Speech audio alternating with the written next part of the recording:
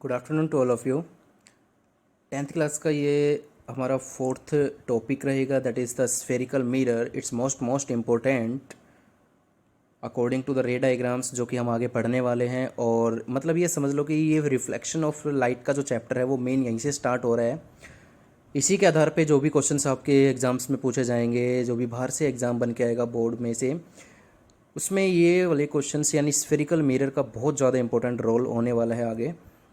तो spherical mirror को ध्यान से समझिएगा। आज मैं इसकी डेफिनेशन और इसके टाइप्स के बारे में आज को डिटेल में समझाने जा रहा हूँ कि स्फेरिकल मिरर एक्चुअली में होता क्या है और इसको स्फेरिकल नाम क्यों दिया गया है।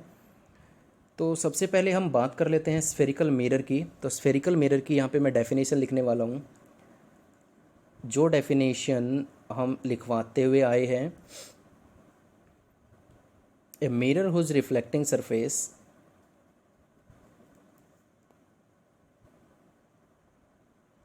a mirror whose reflecting surface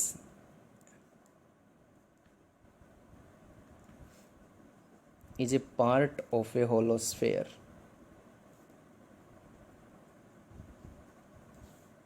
of glass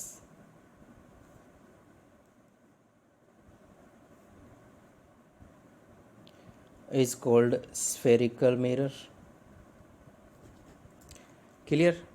अब देखिए इस चीज़ को कि स्फेरिकल मिरर क्या होता है। मिरर हुज रिफ्लेक्टिंग सरफेस, मैंने बताया था मिरर में एक साइड रिफ्लेक्टिंग सरफेस होता है जहाँ पर हमारी इमेज बनती है, जहाँ पे हम अपने आईने को देखते हैं, मतलब देखते हैं ना, उसमें जो ड्रेसिंग के शीशे की मैंने बात की थी उसमें इस तरीके से।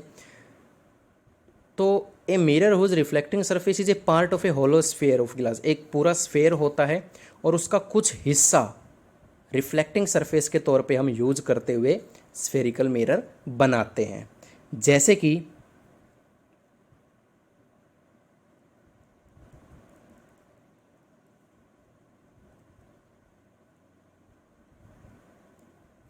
ये मैंने एक स्फेयर बनाया है यहाँ पे, ये इसका सेंटर हो गया, सी नाम दे दिया मैंने इसको। और इसी का एक छोटा सा हिस्सा यहाँ पर, ये हिस्सा मैंने मान लिया, ये इतना, ध्यान से समझिएगा इसको, ये इतना हिस्सा मैंने ले लिया जो मैंने डार्क किया है, ये हम स्फेरिकल मिरर के तौर पे यूज करते हैं। ठीक है, हमेशा याद रखना ये चीज़। ठीक है भाई, एक पूरे स्फेयर का एक छोटा सा पार्ट हम लेके मिरर बोलते हैं उसको। A mirror whose reflecting surface is a part. क्योंकि हम स्फेरिकल मिरर की बात कर रहे हैं तो मैं स्फेयर की बात करूँगा। ये एक ऐसा स्फेयर होता है जिसका एक पार्ट, एक ऐसा होलो स्फेयर हम मानते हैं जिसका एक पार्ट जो कि रिफ्लेक्टिंग सरफेस के नाम से जाना जाता है। एक ऐसा सरफेस है रिफ्लेक्टिंग सरफेस, उसको हम मिरर बोलते हैं। ठीक है, अब मैं इसके टाइप्स की बात करूँगा। टाइप्स में आपको डिटेल में इसकी स्टडी हो जाएगी, बढ़िया तरीके से समझ में आ जाएगा आपको। टाइप्स की अगर मैं बात करूँ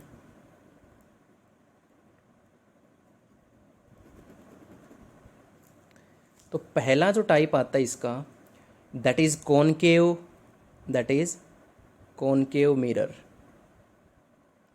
ध्यान से देखिएगा, ये कॉनकेव मिरर क्या होता है सर। देखिए, कॉनकेव मिरर और कॉन्वेक्स मिरर में थोड़ा ही अंतर होता है, उनकी प्रॉपर्टीज़ में अंतर होता है, उनके इमेज बनाने के तरीके में अंतर होता है, उनकी बनावट में अंतर होता है, रे डायग्राम्स में डिफरेंस होता है। तो कॉनकेव मिरर एक्चुअली में उनकी जो डिफ़ाइन करते हैं कॉनकेव मिरर को, किस तरीके से डिफ़ाइन करते हैं, देखिए मैं इसको दो तरीके से आपको बताना चाहूँगा। ठीक है, एक तो ये कि रिफ्लेक्टिंग सरफेस जिसका किधर हो, reflecting surface toward the centre, toward the centre, ये बहुत इंपॉर्टेंट पॉइंट है कि जिसका रिफ्लेक्टिंग सरफेस सेंटर की तरफ हो। या फिर इसकी एक और डेफिनेशन बना सकते हो यहाँ से, पॉलिश्ड एरिया या polished surface away from centre. भाई या तो बोलो रिफ्लेक्टिंग सरफेस सेंटर की तरफ है, या बोलो पोलिस एरिया सेंटर से बाहर की तरफ है, बात तो एक ही है। अब डायग्राम अगर मैं इसका बनाऊं, मान लीजिए ये एक स्फेयर लिया मैंने, और इसका ये मैंने एक पार्ट ले लिया, यही मिरर, इसी को मिरर बोलते हैं हम। अब बात ये है कि यहाँ पे देखिए सेंटर ये हो गया, तो सेंटर की तरफ यानी टुवर्ड सेंटर, इस तरफ लेफ्ट हैंड साइड ये रिफ्लेक्टिंग सरफेस है, तो बाहर की साइड क्या है, पोलिस। तो पोलिस को मैं किस तरीके से रिप्रेजेंट करता हूँ, ऐसे एरो लगा के। तो जिधर ये एरो लगती है वो कैसा सरफेस होता है, पॉलिश्ड सरफेस। और अंदर वाला सरफेस क्या कहलाता है, रिफ्लेक्टिंग सरफेस। तो आई होप बहुत अच्छी तरह से आपको ये क्लियर हो गया होगा कि कॉनकेव मिरर क्या होते हैं।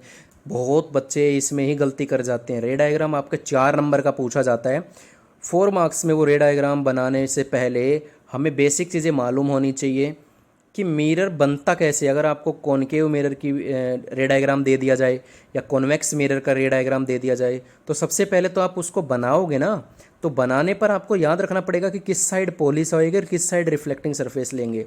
तो ये बहुत ही इंपॉर्टेंट है, ये याद रखना हमेशा। क्लियर। अब हम बात करते हैं इसमें कॉन्वेक्स मिरर की। क्लियर। चलिए कॉन्वेक्स की तरफ चलते हैं। ये आपका कॉन्वेक्स है। कॉन्वेक्स की मैं बात करता हूँ। कॉन्वेक्स की जो डेफिनेशन है वो बिल्कुल कॉनकेव के अपोजिट कर दीजिए, ठीक है। जिनका रिफ्लेक्टिंग सरफेस किधर होता है,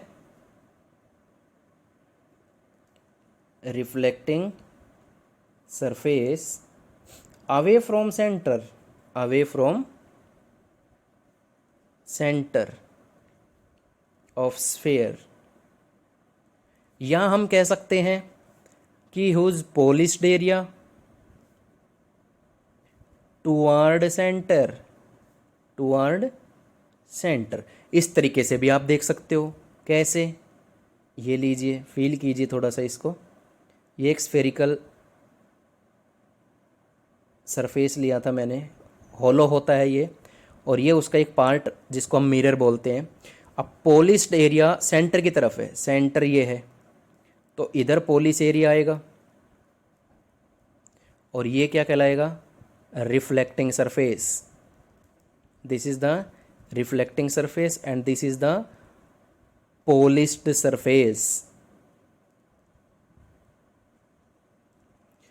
तो this is all about the convex, ठीक है।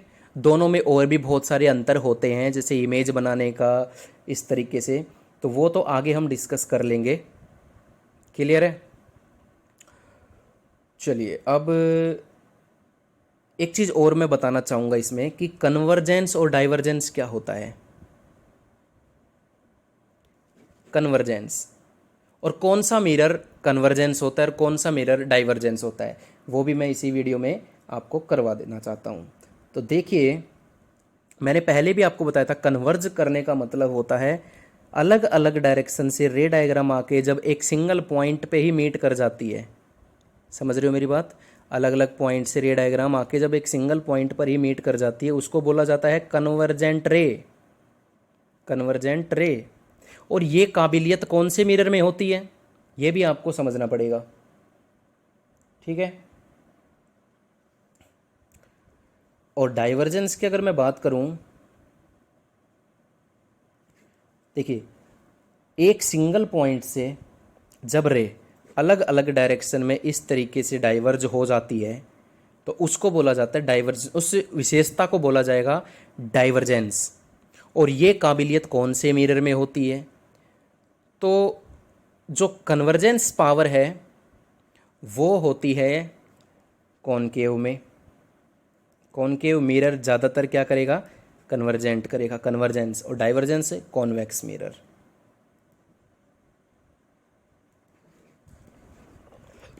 आई होप आपको कॉन्वेक्स और कॉनकेव के बीच में डिफरेंस मालूम चल गया होगा। दोनों मिरर इमेज भी अलग अलग तरीके की बनाते हैं। कॉन्वेक्स मिरर हमेशा और हमेशा कैसी इमेज बनाएगा, वर्चुअल इमेज।